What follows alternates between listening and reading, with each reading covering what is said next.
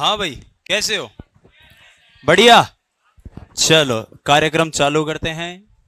इसी के साथ ही हेलो हेलो। ठीक है। तो हम पढ़ रहे थे किशोर अवस्था। किशोर अवस्था से जुड़े हुए महत्वपूर्ण बिंदु हमने देख लिए थे। और अब हम इसी प्रक्रम में बात करेंगे किशोर अवस्था से जुड़े हुए एकाध और बिंदुओं की, और फिर किशोर अवस्था की विशेषता को जानेंगे। आज जिन पॉइंट्स को पढ़ेंगे वो है किशोरावस्था के सिद्धांत। तो देवियों और सज्जनों, लिखिए किशोरावस्था के सिद्धांत।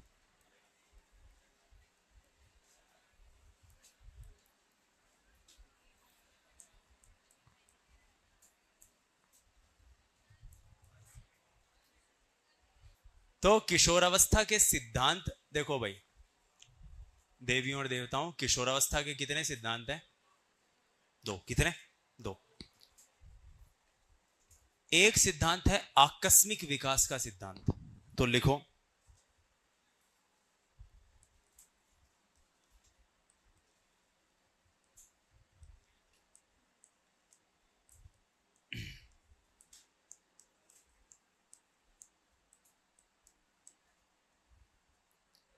आकस्मिक विकास का सिद्धांत मतलब किशोरावस्था के जो परिवर्तन है वो एकदम से अचानक से होते हैं। वो सिद्धांत जो ये मानता है कि किशोरावस्था में जो परिवर्तन होते हैं वो एकदम से अचानक से होते हैं, वो सिद्धांत कौन सा है? आकस्मिक विकास का सिद्धांत। इसका समर्थन किसने किया या इसका प्रवर्तन किसने किया? दोनों बात ये की है। तो अब तक हम किस मनोवैज्ञानिक का नाम पढ़ चुके हैं? तो इसका समर्थन भी किसने किया है? Stanley hall. लिख लो। आकस्मिक विकास के सिद्धांत को कहते हैं state theory of saltatory development. Saltatory मतलब होता है अचानक से। क्लियर? आकस्मिक विकास का सिद्धांत लिखो। अब एक लाइन लिख लो। इस सिद्धांत के अनुसार, इस सिद्धांत के अनुसार किशोरावस्था के परिवर्तन अचानक से होते हैं।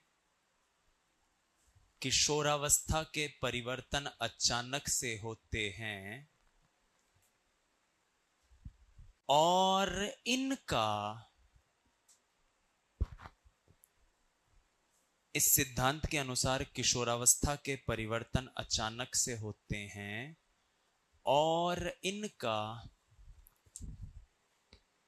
पूर्व की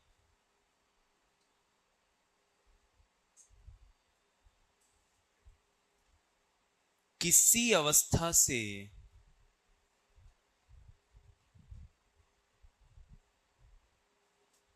पूर्व की किसी अवस्था से कोई संबंध नहीं होता। ये बात समझ में आई? इस सिद्धांत के अनुसार क्या है? किशोरावस्था के परिवर्तन कैसे हो रहे हैं? अचानक से, और इनका पूर्व की किसी अवस्था से कोई संबंध नहीं है। इसके ठीक उलट बात कर रहा है दूसरा सिद्धांत, जिसको हम कहते हैं क्रमिक विकास का सिद्धांत। Theory of gradual development. क्रमिक विकास का सिद्धांत, थ्योरी ऑफ ग्रेजुअल डेवलपमेंट। यह सिद्धांत क्या मानता है? पहले ये क्या मानता है उससे जरूरी है इसका समर्थन किसने किया। तो इसको ऐसे याद रख सकते हो, मतलब याद रखने से ही है, इसकी कोई ऐतिहासिक या कोई तथ्यात्मक इसके कोई वो नहीं है कि ये सही ही हो, लेकिन याद रख सकते हो कि जैसे इतिहास में अक्सर ऐसी घटनाएं देखने को मिलती है, हमारे भारत में भी देखने को मिलती है। जैसे मान लो मैं आपको कहूं कि अरे अरे अरे भाई साहब कैसे हो, तो आप क्या बोल रहे हैं? गुरु जी मैं क्या कहा भाई साहब, हम भाई साहब तो थे हो। होता है ना ऐसा? अरे अरे सेठ जी कहां थे? अरे गुरु मैं क्या कहा सेठ, हाँ सेठ तो थे हो। तो इतिहास में भी ये अपना स्वतंत्रता आंदोलन भी इसका एक बड़ा अच्छा उदाहरण है। ऑन अ लाइटर नोट, किसी के प्रति कोई दुर्भावना से ग्रसित होकर बात नहीं कर रहा हूं। जैसे मुझे ऐसा लगता है कि कोई दिन हो सकता है सुभाष चंद्र बोस ने भाषण दिया हो कि गांधी जी, उनका सम्मान हम सब की नजरों में ऐसा है, पूरे भारत की नजरों में ऐसा है जैसे वो हम सबके क्या हो, पिता तुल्य हो, तो हम सबके पिता जैसे हैं। तो गांधी जी को किसी ने कहा होगा, कर गांधी जी आज वो सुभाष चंद्र बोस भाषण दियो, उसने क्या है पता है, उसने कहा गांधी जी तो हम सबके पिता जैसे हैं। तो गांधी जी कह रहे हैं यार वो नेता आदमी है, नेता आदमी, दुनिया को साथ लेके चलने वाला, सबका लीडर। लीडर तो इतनी जोरदार बात कही गई। तो गांधी जी ने सुभाष चंद्र बोस को कौन सी उपाधि दे दी, नेताजी। और सुभाष चंद्र बोस ने गांधी जी को कौन सी उपाधि दे दी, राष्ट्रपिता। ऐसे मान सकते हैं। या कोई दिन टैगोर से मिलने गए हो गांधी जी, गुरु गुरु गुरु गुरु, और टैगोर ने यार बापू कहीं बात करो यार, बापू आदमी होते। तो बापू की उपाधि किसने दी, टैगोर ने। गुरुदेव की उपाधि किसने दी। तो ऐसा मुझे लगता है कि यहां भी कुछ ऐसा ही हुआ होगा। दो बड़े अच्छे साइकोलॉजिस्ट थे और काफी एक दूसरे के परिचित भी थे। तो इनकी किताब आई होगी, तो उस साइकोलॉजिस्ट ने इनको कहा होगा कि यार तेरी ये एडोलेसेंस किताब मैंने पढ़ी, क्या लिखा है यार, गजब। और मुझे यकीन है एक दिन तेरे को पूरी दुनिया किशोर मनोविज्ञान के जनक के रूप में मानेगी। तो इसने क्या कहा होगा, अरे अरे यार मैं तो यार ये शिक्षा मनोविज्ञान में छोटा सा काम कर रहा हूं, तेरे कहने पर मुझे अगर किशोर मनोविज्ञान का जनक मानेगी तो भाई तू शिक्षा मनोविज्ञान का जनक है। आपस में बांट रहे हैं, वो भी इन जनक कह रहे हो, इन जनक कह रहे हो, ऐसा मान सकते हैं अपन। इसका कोई तथ्यात्मक प्रूफ नहीं है, मतलब समझने के लिए, ताकि अपने को याद करने से मतलब है, अपना उत्तर सही होना चाहिए। तो हम ऐसे मान सकते हैं कि इन्होंने जब ये कहा होगा तो इसने कहा होगा यार यहां तो तूने गड़बड़ करी है। तो वो दूसरे वाले भैया भी एक सिद्धांत ले आए होंगे, कौन, थॉर्नडाइक। तो ये क्रमिक विकास का सिद्धांत किसने दिया है, थॉर्नडाइक ने। थॉर्नडाइक को ऐसे ही शिक्षा मनोविज्ञान का जनक नहीं कहते, बड़े महान मनोवैज्ञानिकों में शामिल थे वो। भाई बाल विकास में वो आ गए, अधिगम में तो है ही, व्यक्तित्व में भी थोड़ी बहुत दखलंदाजी रखते हैं, बुद्धि का एक सिद्धांत दिया हुआ उन्होंने, तभी तो जनक कहा गया उनको। तो समर्थन में थॉर्नडाइक तो थे ही। थॉर्नडाइक के साथ थे किंग, और किंग के साथ कौन थे, हॉलिंगवर्थ, किंग हॉलिंगवर्थ। थॉर्नडाइक, किंग और हॉलिंगवर्थ। देखो इस सिद्धांत के अनुसार किशोरावस्था के परिवर्तन अचानक से ना होकर क्रमिक रूप से होते हैं। यह है थ्योरी ऑफ ग्रेजुअल डेवलपमेंट। किशोरावस्था के परिवर्तन अचानक से ना होकर कैसे होते हैं, क्रमिक रूप से होते हैं। इस सिद्धांत के अनुसार किशोरावस्था के परिवर्तन अचानक से ना होकर कैसे होते हैं, क्रमिक रूप से होते हैं। क्रमिक रूप से, क्रमिक रूप का मतलब क्या हो गया, एक के बाद एक, एक के बाद एक, आराम से। और इस संदर्भ में किंग ने एक कथन भी दिया है। किसने कथन दिया है, किंग ने। क्या कथन है किंग का, लिखो, इधर आ जाता हूं, फोटो दिखनी चाहिए। देखो जिस प्रकार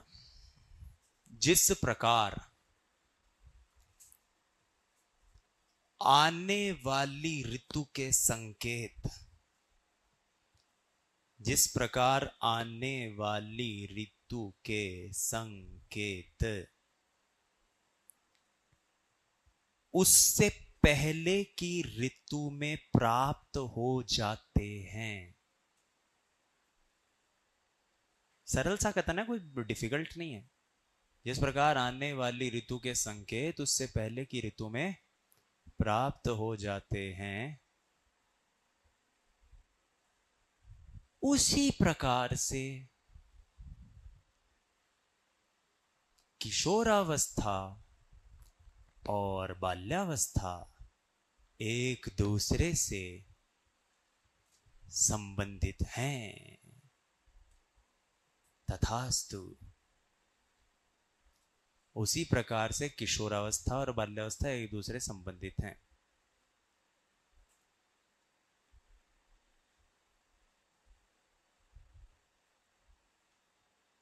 लिखा। आने वाले ऋतु के संकेत पहले की ऋतु में जैसे मिल जाते हैं, उसी प्रकार से किशोरावस्था और बाल्यावस्था एक दूसरे से संबंधित हैं। डन। ओके, कोई डाउट नहीं है? प्रश्न क्या आ सकता है? प्रश्न समर्थकों के नाम पूछ ले। प्रश्न हो सकता है स्टेटमेंट देकर सिद्धांत के बारे में पूछ ले। दो तरह के प्रश्न बन सकते हैं इस कॉन्सेप्ट से। सेकंड ग्रेड में कभी नहीं आया, फर्स्ट ग्रेड में आया हुआ है, ये बात याद रखना। आओ इसी बात पर अब चलते हैं और आगे की कार्यवाही करते हैं, जानने की कोशिश करते हैं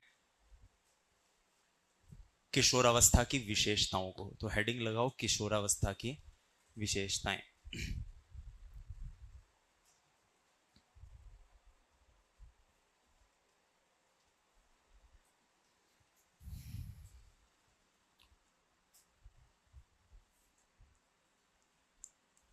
लिखो, यह है तीव्र शारीरिक व मानसिक परिवर्तनों की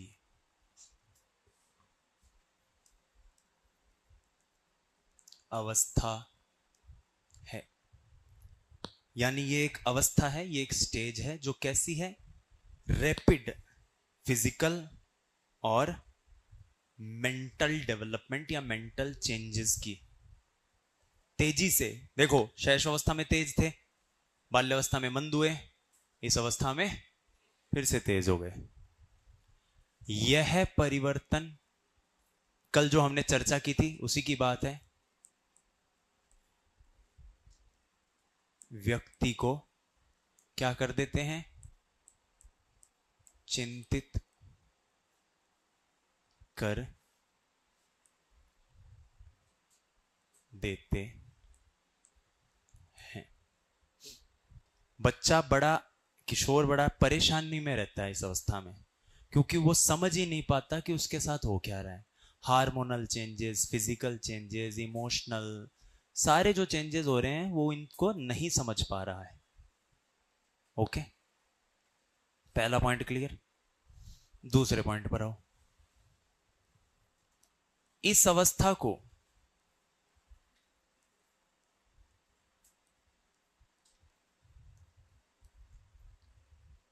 मानसिक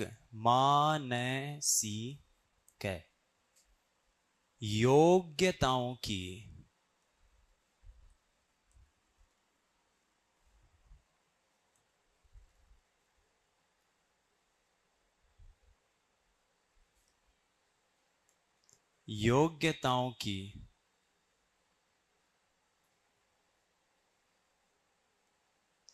वृद्धि के रूप में भी वृद्धि के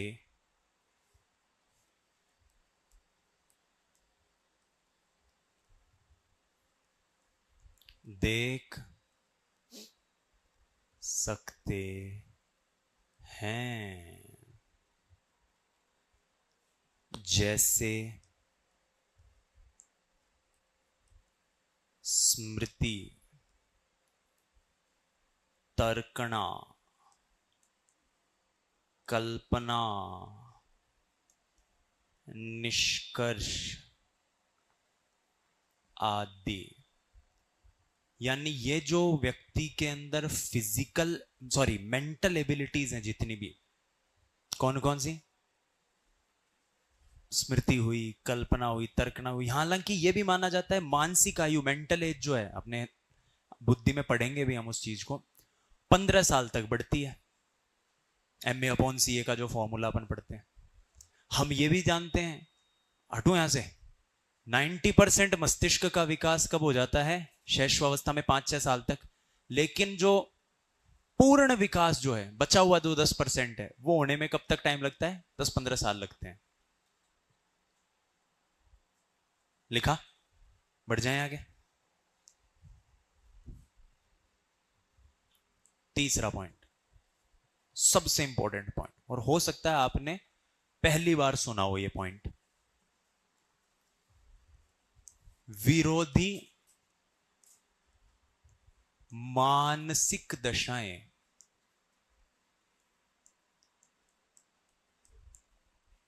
दृष्टिगत होती है।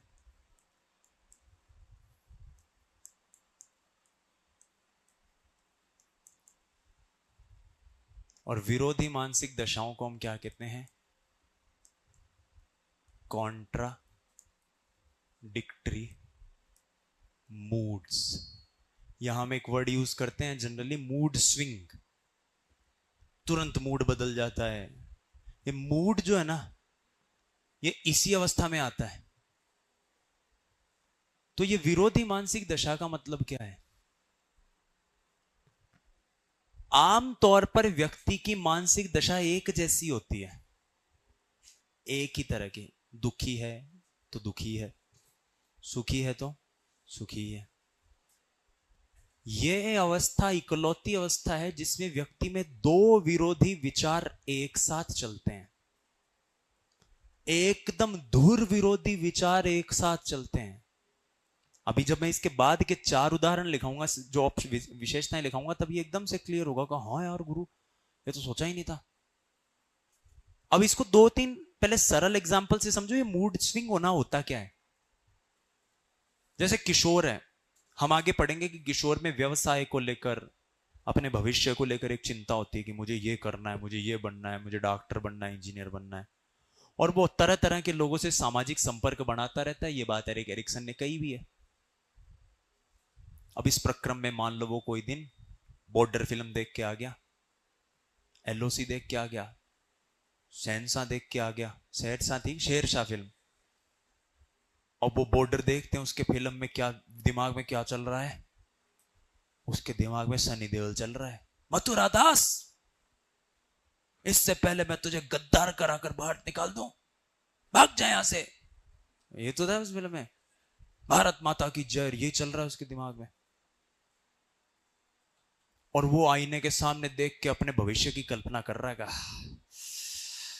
तेरो भाई तो फौजी बनसी, सारी फीलिंग ले रहा वो एकदम वर्दी पहन रखी है, और बढ़िया पीछे बैकग्राउंड में म्यूजिक चल रहा है, टे टे टे टे टे टे टे।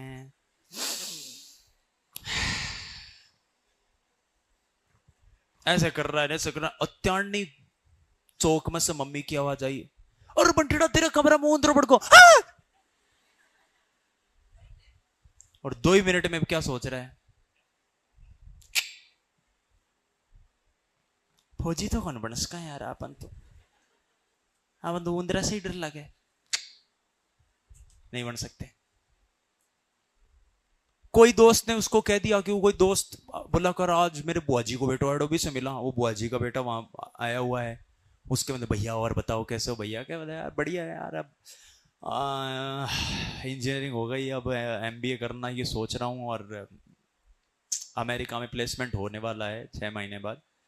मैं सोच रहा हूँ यहाँ से फिर सीधा अमेरिका चले जाएंगे, वहां के वहां। तो भैया क्या पैकेज? कुछ नहीं यार, 4-5 लाख रुपए के अराउंड तो लग ही जाएगा साल में एक बार, और भी नहीं लाख रुपए। वो घर से आके यही बात कर रहा है, पिताजी को बोल दे, बोला पापा पापा मैं सोच लियो मैं क्या ही करूं। लो पापा का क्या ही कर, लो बता रहे अब क्या कर बड़ो है तू?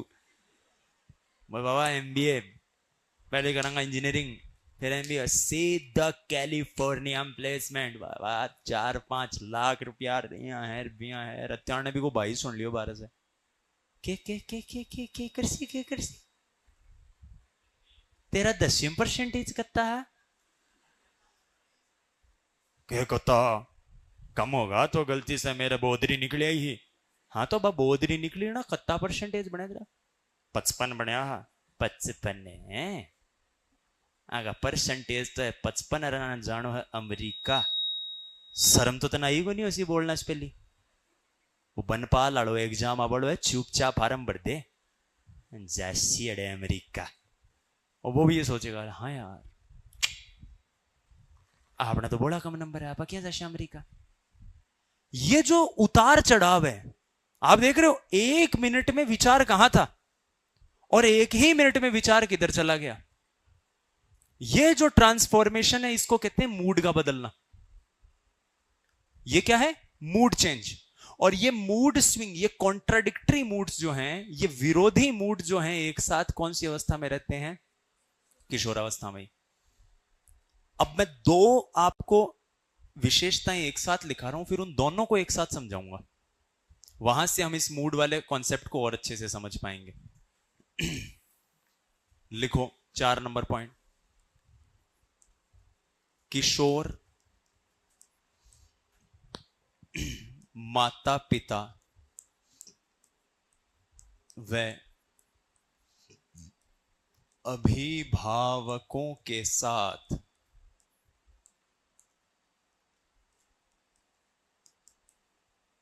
द्वंद्व की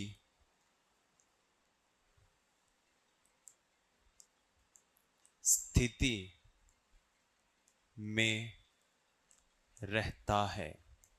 मां बाप से हमेशा कॉन्फ्लिक्ट रहता है इस अवस्था में कि माता पिता से क्या रहती है? राड की स्थिति रहती है एनी टाइम। उसको लगता है कि माता पिता उसे समझते नहीं है और माता पिता को समझ में नहीं आता कि ये क्या पैदा कर दिया हमने। उनका ये टेंशन रहती है, उसके खुद बच्चे की ये टेंशन है। तो ये दोनों के साथ एक म्यूचुअल द्वंद्व रहता है। अगला पॉइंट, वीर पूजा की भावना का उदय होता है। उदय होता है। भावना को अंडरलाइन करो सबसे पहले।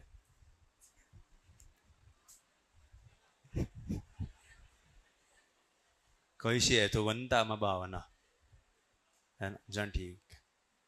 हाँ, एक बैच में गो मैं वो भावना को अंडरलाइन करना कि सर मन ने क्यों कराओ बरबर में अंडरलाइन थे।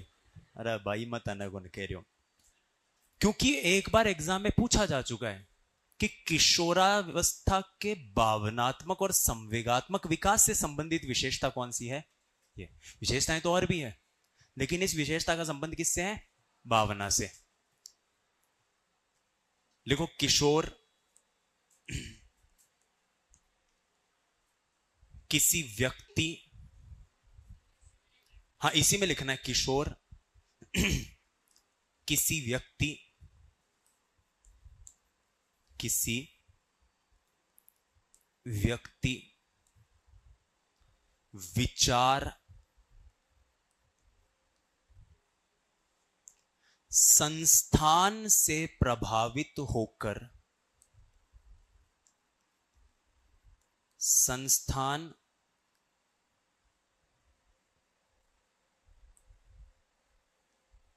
से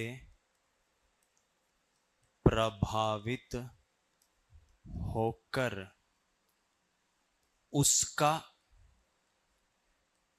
अनुसरण करता है। किशोर किसी व्यक्ति विचार संस्थान से प्रभावित होकर उसका क्या कर रहा है? अनुसरण कर रहा है। कंप्लीटली उसको फॉलो करने की कोशिश कर रहा है। देखो अनुकरण एक पढ़ा था हमने, अनुकरण का मतलब होता है नकल करना, और अनुसरण कर का मतलब होता है फॉलो करना। हम गांधी जी का अनुसरण कर रहे हैं, उनके विचारों पर चलते हैं। हम भगत सिंह का अनुसरण करते हैं, उन्होंने जो हमें सीख दी थी उन सीखों को मानते हैं। अनुकरण मतलब हम किसी की नकल कर रहे हैं। ठीक है, इस अवस्था में यह एक विचार देखने को मिलता है जिसका नाम है वीर पूजा। In English it is known as hero worship. Hero worship, वीर पूजा, नायक पूजा, ये नाम है इसके। वीर पूजा क्या है? आप किसी से प्रभावित हो गए, आप वैसा ही बनना चाह रहे हो जैसे कि कोई महापुरुष नहीं। महापुरुष तो किताबों में हम आदर्शवाद की तरफ जुड़े हुए रहते हैं, इसलिए हम नाम लेते हैं। कोई नहीं प्रभावित होता महापुरुषों से।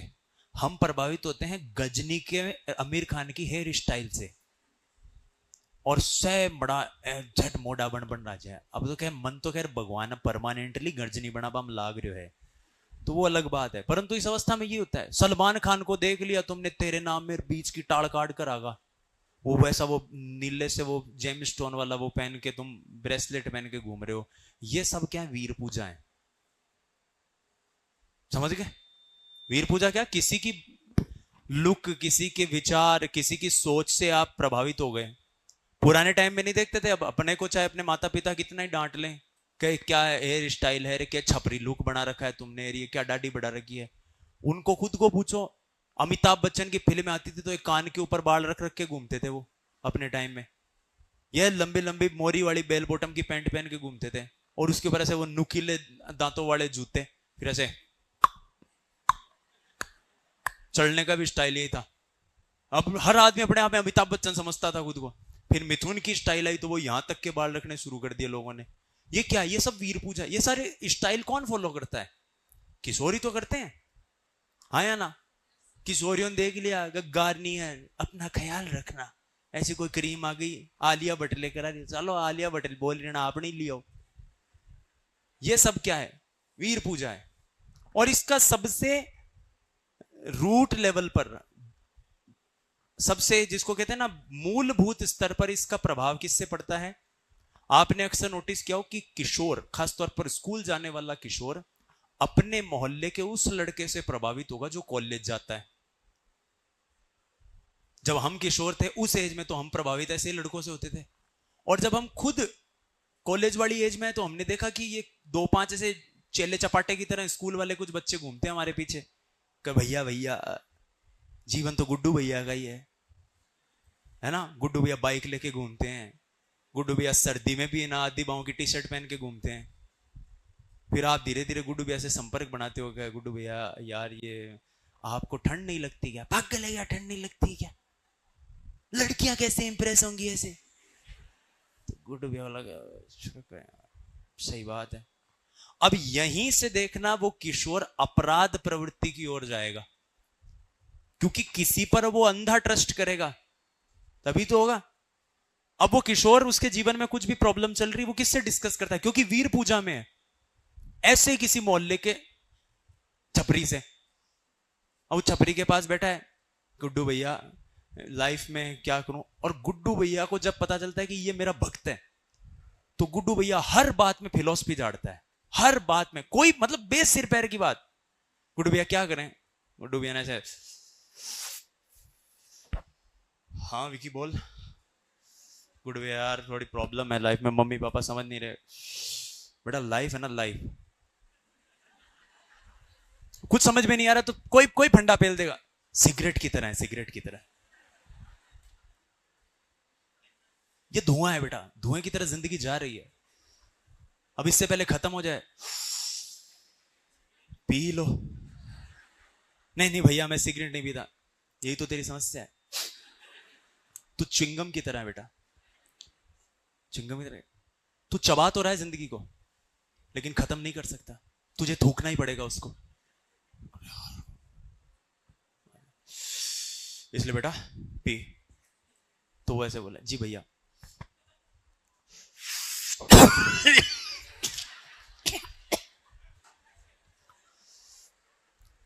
खा रही है भैया ये तो।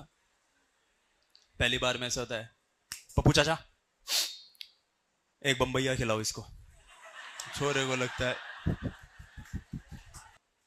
बंटी भैया ने, गुड्डू भैया ने क्या किया, सिगरेट पिला दी। अब आप देखो, हम एक वाक्य पढ़ते हैं, किशोर अवस्था में अपराध प्रवृत्ति की तरफ जाने का समय कौन सा होता है? यही होता है। सिगरेट भी पी रहा है, कुछ से कुछ उल्टी सीधी बात उसको बताता जा रहा है, आधी बाहों की टी शर्ट पहन लड़कियां इंप्रेस हो जाएंगी, और ये है वो है, एक टायर पर चक्कर काटा कर, हेलमेट लगाने वाले से तो लड़कियां बात ही नहीं करती, बिना हेलमेट के घूमर फलान, बिना केला के वो बावड़ो भी यही रहे किशोर, इनको अक्ल तो होती नहीं उसको। तो उसको लगता है यही सही कह रहा है गुड्डू भैया ही, गुड्डू भैया ही देवता है, इसलिए नारियल बधारो गुड्डू भैया का, अगर आरती करो गुड्डू भैया की। अब देखो विरोधी मानसिक दशा, एक आदमी छपरी छिछोरा 2 कौड़ी का इंसान उसको गलत ट्रैक पे लेके जा रहा है, उसकी तो वो क्या कर रहा है? वीर पूजा। वीर पूजा की भावना उसके प्रति तो। और वो बेचारे जिन्होंने जन्म दिया फ्री पॉकेट में अपने घर पे रखते हैं, मकान का भी किराया नहीं लेते, राशन के भी पैसे नहीं ले रहे उससे, और साल में 2-3 बार नए कपड़े भी दिला देते हैं उसको। उनसे उसका क्या चल रहा है? द्वंद्व। ये कैसे संभव है भाई? जिनने पाल पोस कर बड़ा किया उनसे तो है द्वंद्व। और जो कल का मोहल्ले का आया हुआ लड़का जो उसको कोई ऊट पटांग बात बता रहा है, उससे है वीर पूजा। क्यों? विरोधी मानसिक दशा। यही विरोधी मानसिक दशा, दो विरोधी विचार एक साथ चल रहे हैं। द्वंद्व का मतलब ये नहीं सबके साथ द्वंद्व है, नहीं, सम्मान भी, और भारी भरकम सम्मान है। किस लेवल का सम्मान है कि अगला सिगरेट पकड़ा रहा और बोला भैया प्रसाद है ये तो दुर्गा माता का, बालाजी का, इसको तो स्वीकार करना ही चाहिए। समझ रहे हो इस बात को? तो ये क्या है? ये किशोरावस्था की सहचारी विशेषताएं हैं। क्लियर हुआ? छठा पॉइंट बिल्कुल इसके जैसा ही है, 6th नंबर पॉइंट।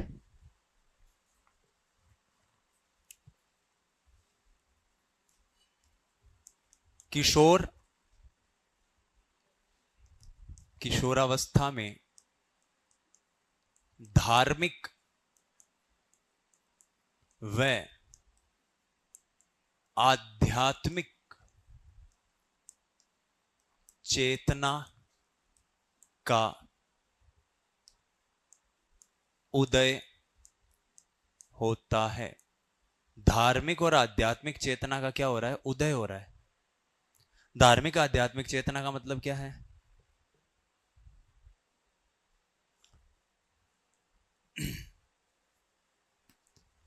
धर्म कर्म के, आध्यात्म के, इनके विचारों को किशोर बहुत सीरियसली लेता है और उसको लगता है कि यार सही में ईश्वर है, कोई परम सत्ता है। ये सारी फीलिंग उसके अंदर कब आती है?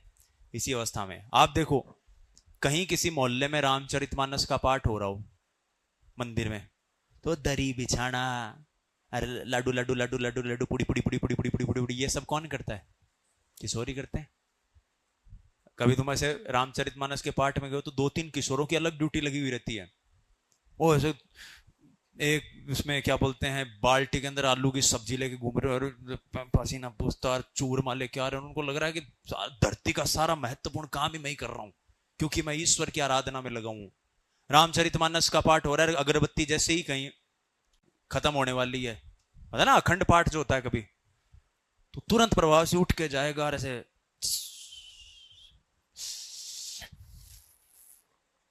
फिर आके बैठ जाएगा अपने का, यार काम नहीं रुकना चाहिए। तो ये जो फीलिंग है उसके अंदर किस अवस्था में होती है? इसी अवस्था में रहती है। At the same time 7 number अगला पॉइंट,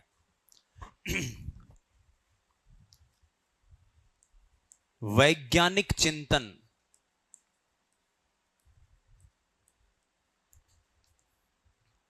व तर्क शक्ति का निर्माण होता है।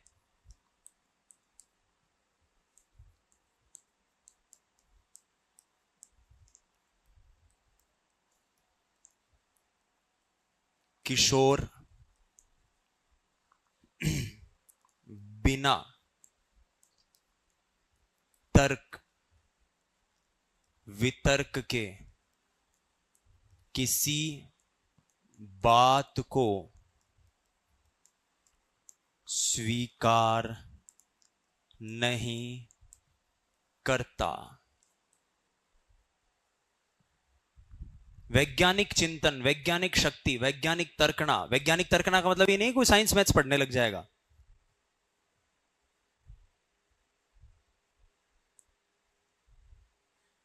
वैज्ञानिक चिंतन का मतलब यह है कि किशोर को क्या लग रहा है कि साइंस, रीजन, कोई चीज जब तक प्रूव नहीं हो जाती तब तक उसको नहीं स्वीकार किया जा सकता। जब तक किसी चीज का साक्ष्य, उसका प्रमाण नहीं मिल जाता तब तक उस चीज को स्वीकार नहीं किया जा सकता। अब ये दोनों स्टेटमेंट देखो,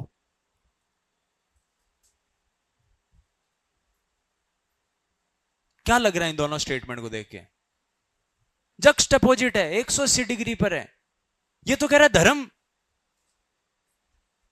और ये क्या कह रहा है, विज्ञान और तर्क दोनों एक साथ सरवाइव कर सकते हैं क्या, रह सकते हैं क्या, रहते हैं।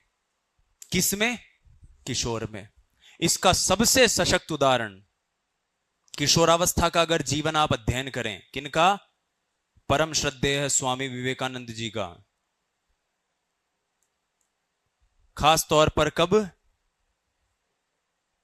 जब वो अपने गुरु से नहीं मिले थे, स्वामी रामकृष्ण परमहंस से नहीं मिले थे, दर्शन शास्त्र में रुचि थी, अध्यात्म में रुचि थी, धार्मिक ग्रंथों में, क्रियाकलापों में रुचि थी, तो हर धर्म की प्रमाणिक पुस्तकों का अध्ययन कर लिया, अध्ययन तो कर लिया, लेकिन वैज्ञानिक तर्कणा भी साथ में। तो जहां जिस भी साधु संत पीर फकीर महात्मा से मिलते थे, क्या प्रश्न पूछते थे, कमन भगवान देखनो है। तो साधु महात्मा कहता था, तंदी क्या करेगा तू, 12-15 साल को टाबर है, भगवान बहुत महत्वपूर्ण है, कड़े वर्षों की तपस्या के बाद मिलते हैं, तन दिग्गा गे, मन तो कंदी क्या, कंदी करना थाली तपस्या के काम किए, फिर ऐसी तर्कना करके आते थे। अब फिर किसी ने उनको पता बताया, किनका, स्वामी रामकृष्ण परमहंस का, उनसे जाके मिलो। स्वामी जी के पास गए, वो कहते हैं वो स्वामी जी अपनी कुटिया में थे, दिन का समय था, विश्राम कर रहे थे। विवेकानंद जी ने गेट खटखटाया, ठक ठक ठक ठक। स्वामी जी बोले कौन है, विवेकानंद जी के बोले वही जानने आया हूं कि कौन है। स्वामी जी ने घरवाली से कहा, बोला चटाई बिछा ले एक और। बोले क्यों, बोले एक और आएगो, यहाँ लकाई चाहे मन तो, आजा भाई आजा तन्ने उड़ी गिरो मैं, क्यों गो। अच्छा, रामकृष्ण परमहंस जी बड़े पहुंचे हुए व्यक्ति थे, वो पहचान गए, बोला अभी कोई कुछ ना कुछ है छोरे के मन में। क्या हुआ, बोले गुरुजी मार्गदर्शन दो, भगवान को देखना है। और गुरुजी अलग ही लेवल पर खेल रहे हैं। बोले यार लेट हो गो थोड़ा सा। बोले क्या, अभी अभी आई थी दुर्गा माता, बैठे थे साथ में, ब्रेकफास्ट साथ ही किया, तो कुछ चर्चा वर्चा भी चल निकली। ये भी बात हो रही थी कि तू आएगा आज, अब मुझे लगा तू थोड़ा जल्दी आ जाता, और वो तो जानती थी, माँ तो कह रही थी कि तू लेट आएगा, एक काम कर काल आज। अब स्वामी विवेकानंद लगे, बोलो मजा ले रही थी क्या मेरा डोकरो, ये तो ऐसे बात करे जैसे कोई आदमी की बात हो रही हो। अरे बोला मैं भगवान से देखना चाहता, तो कम अब भी भगवान की बात कर रहा हूं, अब तेने बालाजी से मिलो ना, रात ना जा, वहां से रात ना मिला सकूं भाया। वो 10 बजे तक तो कहते हैं ना रामचंद्र जी की सेवा में लगे रहते हैं, फिर बालाजी को खुद को जो एप्लीकेशन दी जाती है ना अपनी जितनी भी, उनको रात को ही सुनते हैं बालाजी, बाकी टाइम तो रामचंद्र जी की सेवा में लगे रहते हैं वो। तो क्या फिर, तो क्या यार विवेकानंद को समझ भी नहीं आया, बोले ये मेरे मजे ले रहे। बोले देखो मेरे को सच में मिलना, बोले सच में मिलना, देख तू समझ रहा तो नहीं बात है, वो ऑफिस रही, मंदिर की तरफ इशारा करके, बोले वहां जाके मिल के आ जा। विवेकानंद जी को बोला यार जोर को आदमी है। गए, दिन में गए, रात को वापिस आए, अति देर मंदिर में बैठे रहेगा। उन्होंने अपनी जीवनी में लिखा है, बोला मैं जब गया था तो इस विचार के साथ गया था, अभी लौट के आता हूं और इस बूढ़े आदमी को बताता हूं, पर मैं जब वहां से उतरा तो रात हो रही थी, और मुझे आज तक नहीं पता है कि मैंने 5-6-7 घंटे उस मंदिर में क्या किया। उस मूर्ति को देखकर मेरी व्यथाएं जो थी, पीड़ाएं जो थी, दुख जो थे, वो आंखों से आंसू बनकर बह निकले, और मैं इतनी देर तक रोता रहा मूर्ति को देख के। ये विवेकानंद जी ने खुद ने लिखा है दक्षिणेश्वरी काली मंदिर के बारे में। तो आप समझ सकते हो, खैर ये तो आध्यात्मिक चर्चा की तरफ निकल गए अपन, लेकिन समझो इस बात को, धर्म की बात भी उसी समय हो रही है, तर्क की बात भी उसी समय हो रही है, मां बाप से विरोध भी उसी समय हो रहा है, और किसी अन्य व्यक्ति का सम्मान भी उसी समय हो रहा है, क्योंकि ये अवस्था कैसी है, विरोधी मानसिक दशाओं की अवस्था है, विरोधाभास की अवस्था है। यहां से हमारा अगला पॉइंट बनता है, पॉइंट नंबर 8,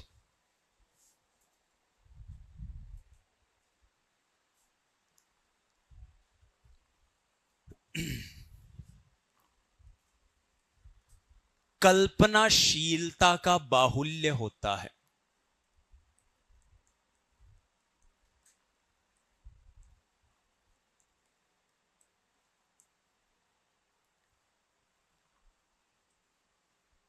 देखो कल्पनाएं हैं, व्यक्ति जीवन पर्यंत करता है।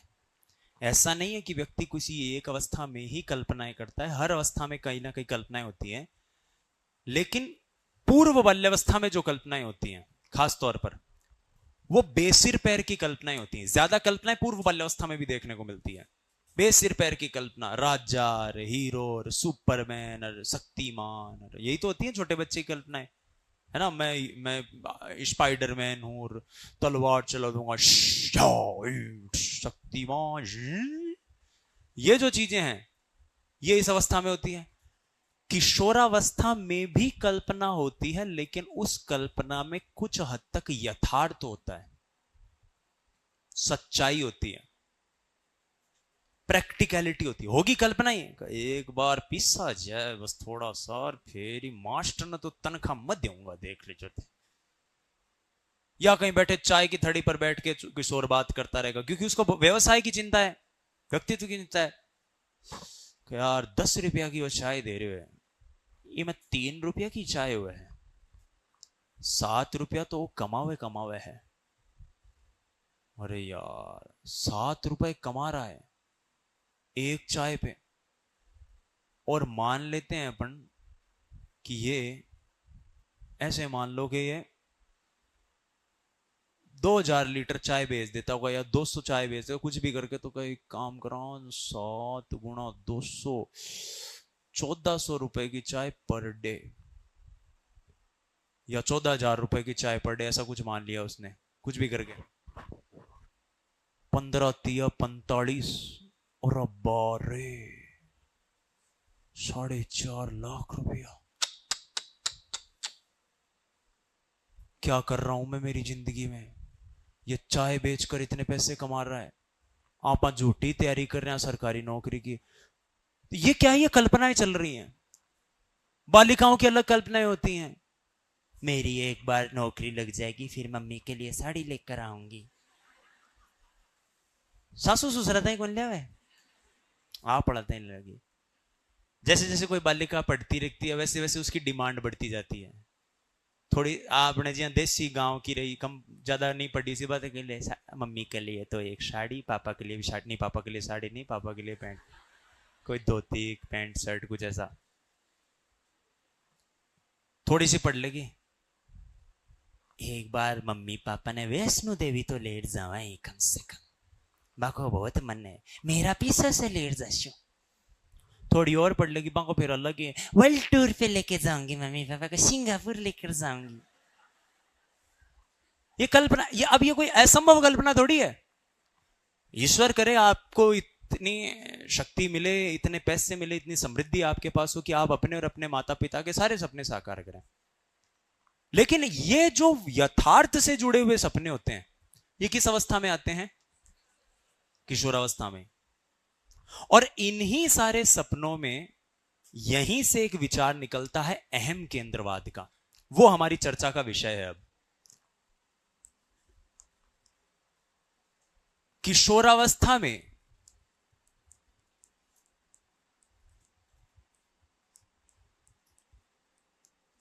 एक विशेष अहम केंद्रवाद दिखाई देता है। किशोरावस्था में अहम केंद्रवाद तो है, लेकिन कैसा है? विशेष अहम केंद्रवाद है। अब ये विशेष अहम केंद्रवाद को बेटा लिखते हैं ईगोसेंट्रिज्म।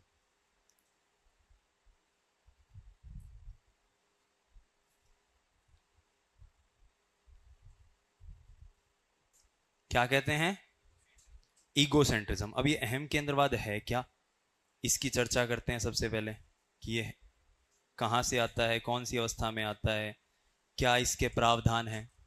तो दोस्तों, अहम केंद्रवाद एक ऐसी वैचारिक स्थिति है जहां किशोर को लगता है कि उसके विचार सही हैं, वो जो सोच रहा है वो क्या है? सही है। अहम केंद्रवाद मतलब क्या है? मैं जो सोच रहा हूं वो सही है। अहम केंद्रवाद मतलब, फिर से कह रहा हूं, क्या है? जो मैं सोच रहा हूं, जो एक किशोर सोच रहा है, सही है। लेकिन ये 2 बार जीवन में आता है। कितनी बार? एक बार आता है पूर्व बाल्यावस्था के आसपास। लिखना मत, मैं ये सारी चीजें लिखवाऊंगा, समझ लो पहले। जिसके अवस्था के लगभग के दौर को पियाजे कहते हैं पूर्व संक्रियात्मक।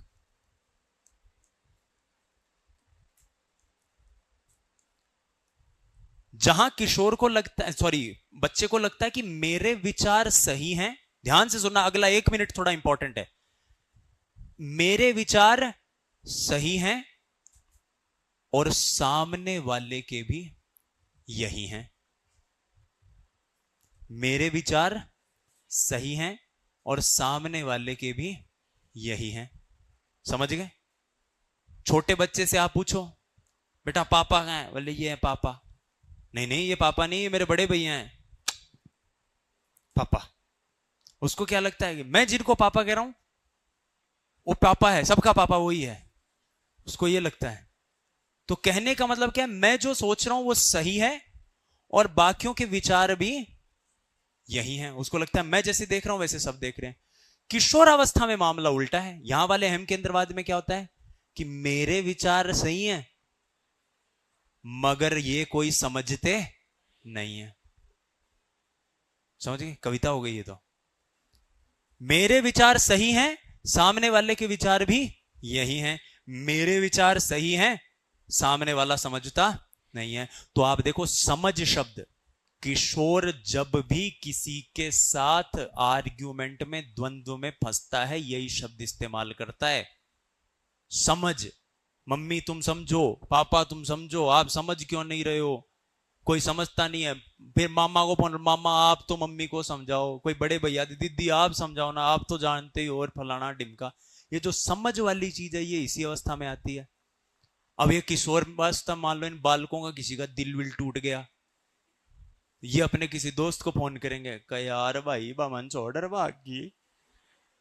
दोस्त आपदा में अवसर देख रहा है खाली, उसको और कोई मतलब नहीं है। उसने कहा अच्छा ऐसा हुआ, शाम को आजा, बैठते हैं। अब बैठता ठाला तो बैठेगा नहीं, कोई ना कोई रासायनिक पेय पदार्थ लेके बैठेगा। अब उनके चर्चा चल रही है, जगजीत सिंह के गाने चल रहे हैं। एक आह तो आई थी जो आह भरी होगी, मैंने तो पुकारा था तुमने आवाज सुनी होगी, चिट्ठी ना कोई संदेश जाने वो कौन सा देश जहां तू चली गई। वो आपके घूंट पर घूंट लगा ख्यालों में जा रहा है। ये अलग ही, इसको तो पॉकेट में मिल रही है। और अच्छा सही बात है। अब जब ये तप जाएगा एकदम से, ये वन साइड गया, यार मैंने क्या नहीं किया, उसके होस्ट लगे 15 रुपया को रिचार्ज रोज करा दे तो 2 GB नेट को। ये अलग फिलोसफी में चल रहा है। देख भाई, देखो आदरणीय देवियों, आपके प्रति कोई दुर्भावना से ग्रसित होकर बात नहीं कर रहा हूं, पर ये समझाना है मेरे को, इसलिए समझा रहा हूं। ये इधर वाला जो है वो, देख मेरे भाई, सुन मेरी बात। हाँ बता। नारी सवारीर बीमारी, एक जाती है दूसरी आती है। मत सोच इतना, भूल जा उसको। तो समझ यार, मेरी वाली अलग थी। तो ये जो समझ, अरे ताली मत बजाओ, ताली बजा भाई, बात है आगलो आदमी आपको दुख सुना रहे हो, ताली बजाने लाग रहे हो, शर्म को नहीं आई ताने? तो कहने का मतलब क्या है, इस अवस्था में व्यक्ति को क्या लगता है कि वो जो फील कर रहा है, समझो इस बात को, ये फर्स्ट ग्रेड में और सेकंड ग्रेड में दोनों में आया हुआ स्टेटमेंट है कि अगर बच्चा ये कह रहा है कि उसकी बात को कोई समझ नहीं रहा, उसके विचार कोई समझ नहीं रहा, तो वो वास्तव में कौन सी विशेषता से ग्रसित है? इसलिए मैं इतनी राम कहानियां इसलिए सुना रहा हूं ताकि ये दिमाग में बैठे तुम्हारे। जहां कहीं भी किशोर की आप कभी भी बात देख लो, भाई आप समझो, कोई समझ नहीं रहा, समझो मेरी बात, मुझे कोई नहीं समझता। ठीक है, क्लियर हुआ ये पॉइंट? लिखो, किशोर को लगता है, इसी में लिखो, किशोर को लगता है कि उसके विचार सही हैं और कोई समझता नहीं है। किशोर को लगता है कि उसके विचार सही हैं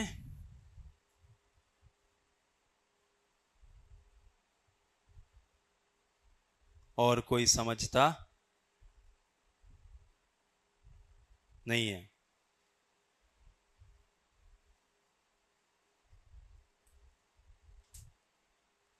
उसको क्या लग रहा है कि जैसे वो दुनिया को देख रहा है, जैसे वो लोगों को देख रहा है, महसूस कर रहा है, वैसे और कोई नहीं देख सकता। और यहीं से इस अवस्था में तीन महत्वपूर्ण घटक देखने को मिलते हैं। कितने घटक? तीन। पहला, सुनो रुको, पहला मत लिखना, पहले लिखो डेविड एलकाइंड ने, डेविड एलकाइंड ने इसके तीन प्रमुख घटक बताए हैं। आज की क्लास क्यों ज्यादा ही मनोरंजन होगी थी, क्या मन लगा है ना? अभी तो शुरू हुआ है मनोरंजन, चिंता मत करो। डेविड एलकाइंड ने कितने घटक बताए? तीन। ये नाम याद रखना, नाम बड़ा इंपॉर्टेंट है, खास तौर पर सेकंड ग्रेड फर्स्ट ग्रेड दोनों में। रीट में हो सकता है ना पूछा जाए, एनसीईआरटी में वर्णित है ये बात। पहला घटक इसका है काल्पनिक श्रोता।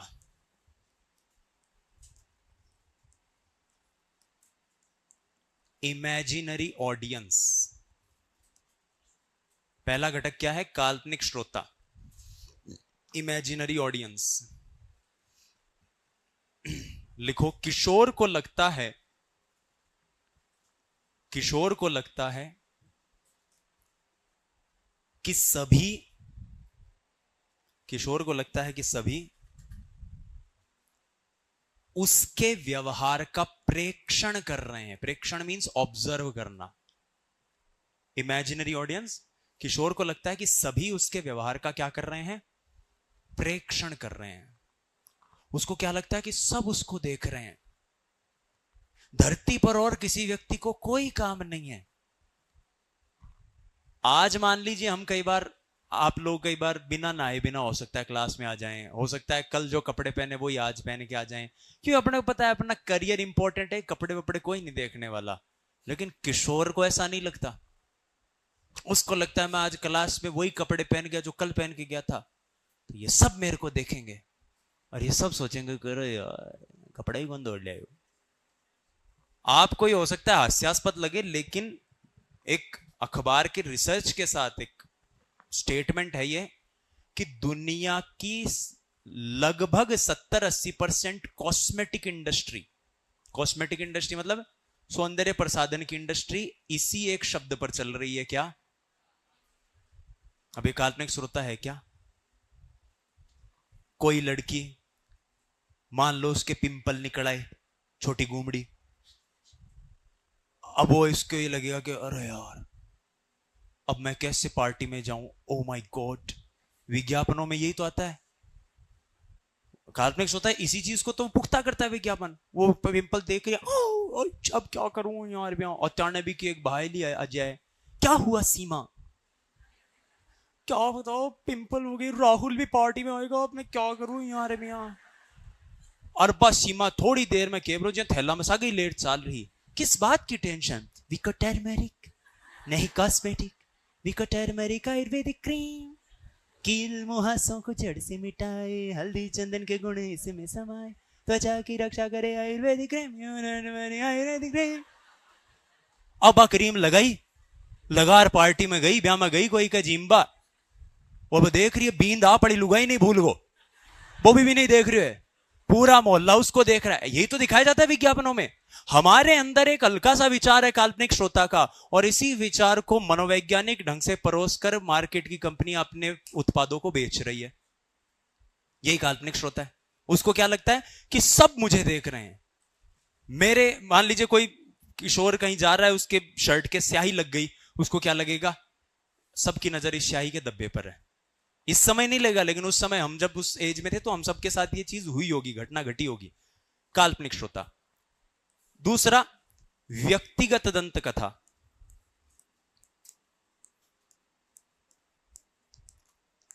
व्यक्तिगत दंत कथा क्या है? पर्सनल फेबल कहते हैं इसको। पर्सनल फेबल, व्यक्तिगत दंत कथा। किशोर को लगता है उसके विचार कोई नहीं समझता। किशोर को लगता है उसके विचार कोई नहीं समझता। किशोर को क्या लग रहा है? हाँ लिखो, किशोर को लगता है कि उसके विचार कोई नहीं समझता। मतलब उसको लगता है कि धरती पर पहला किशोर मैं ही आया हूं, मां बाप तो सीधे बूढ़े बूढ़े डाउनलोड हुए थे। हाँ, वो तो कभी जवान हुए ही नहीं, उन्होंने तो दुनिया देखी नहीं है। दुनिया देखी मैंने है, जीवन में किसी के कष्ट पीड़ा प्रॉब्लम आई है, वो पीड़ाएं भी मैंने ही देखी हैं। ये जो चीज है ये क्या किसके अंतर्गत आती है? किशोर अधिगमकर्ता के व्यक्तिगत दंत कथा के विषय के बीच में। तो देखो, वो जो समझ वाला प्रश्न था उसमें अगर व्यक्तिगत दंत कथा लिखा हुआ हो तो व्यक्तिगत दंत कथा आंसर होगा, और अगर उसमें आना है क्लास में, अच्छा, और अगर उसके अंदर ये लिखा हुआ हो क्या, अहम केंद्रवाद, तो आंसर अहम केंद्रवाद हो जाएगा। आगे बात समझ में? किशोर को लगता है उसके विचारों को कोई नहीं समझता। तीसरा और अंतिम, अपराजेयता, इनविंसिबिलिटी। इनविंसिबिलिटी क्या है? इनविंसिबिलिटी का मतलब है कि किशोर को लगता है कि कोई गलत काम करूंगा तो कभी पकड़ा नहीं जाऊंगा, और कोई खतरनाक स्टंट कर लिया तो मुझे चोट नहीं लगेगी। तो आप देखो, गाड़ी बस इनके कभी गेट पर रहकर यात्रा करना, ऊपर जीप पर बैठकर यात्रा करना, तेज स्पीड से बिना हेलमेट के बाइक चलाना, ये सारी गतिविधियां कौन करता है? किशोर। आप लोगों को अगर मान लीजिए आज आप में से कुछ लोग बाइक लेकर अपने गांव से आते होंगे यहाँ पे, और करीब 20-25 किलोमीटर दूर मान लो आपका गांव है, आप कभी भी गाड़ी तेज नहीं चलाते होंगे, और चलानी भी नहीं चाहिए। क्यों नहीं चलाते तेज? क्योंकि आपको पता है यार, मेरा घर में मैं आज एक ऐसी एग्जाम की तैयारी कर रहा हूं जिसको पास करके मुझे मेरे परिवार की सामाजिक आर्थिक स्थिति को सुधारना है। तो आपका हाथ कभी भी एक्सीलरेटर पे 40, 45, 50 से ऊपर जाएगा ही नहीं। और ये जब आप तेरो भाई जोन इब्राहिम भूं, तो वो सारी चीजें इसी अवस्था में आती है। अब एक मजेदार बात बताता हूं, अपराजेयता और व्यक्तिगत इसको काल्पनिक श्रोता को मिक्स करते हैं। तुमने कभी नोटिस किया होगा, किशोर बाइक चला रहा है बिना हेलमेट के, रोड में फुटपाथ पे 2-4 बालिकाएं जा रही है, तुरंत देखे हो बालिका ने भगा दी गाड़ी। ये क्या अपराजेयता तो है ही कि तेज स्टंट करूंगा तो कोई चोट नहीं लगेगी। इसके साथ काल्पनिक श्रोता भी है। क्या कह छोरी मन देख रही थी, अरे बुरीगार तने देखती बा, पर तू धीरे तो चला तो कम से कम। कोई चील की आंखें थोड़ी है उसकी जो वैसे जाती हुई ऐसे छाप लिया, नागिन की आंखों की तरह फोटो खींच ली तेरी उसने। समझ रहे हो इस चीज को? बच्चा कोई दिन सिगरेट पी के आ गया, गुटखा खा के आ गया, कोई घूंट लगा के आ गया, उसको क्या लगा है पापा मम्मी को क्या पता चलता है? अब वो भूल जाता है, क्योंकि सास भी कभी बहू थी, बापू भी कभी किशोर था। बापू तुरंत पकड़ता है, लहरी इधर आ, क्या करके आया? नहीं नहीं पापा कुछ नहीं, ओल्ड मॉन्क है, नहीं नहीं नहीं ना ना ना ना, अरे डंकी तो पिया कर कम से कम पीवे तो। कहने का मतलब क्या है? मजाक की बात सो है, लेकिन कहने का मतलब क्या है कि किशोर को लग रहा है गलत काम करूंगा तो पकड़ा नहीं जाऊंगा, और कोई खतरनाक काम करूंगा तो चोट नहीं पहुंचेगी। ये लाइन और लिख लो। किशोर को लगता है गलत काम करने पर वह पकड़ा नहीं जाएगा, और खतरनाक काम करने पर चोट नहीं पहुंचेगी। गलत काम करने पर वह पकड़ा नहीं जाएगा, और खतरनाक काम करने पर चोट नहीं पहुंचेगी। किशोर को लगता है कि गलत काम करने पर वह पकड़ा नहीं जाएगा।